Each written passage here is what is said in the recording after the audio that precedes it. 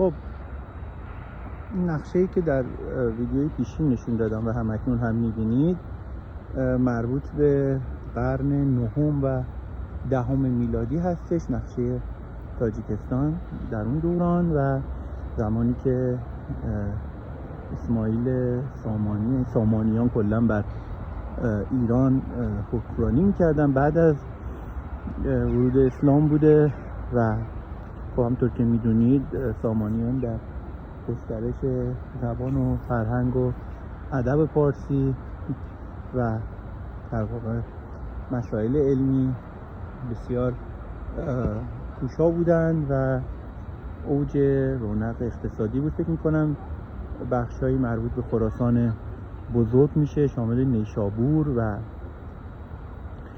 سمرقند و بخارا که در این نقشه احتمالاً مرکز اون دوران محسوب میشده.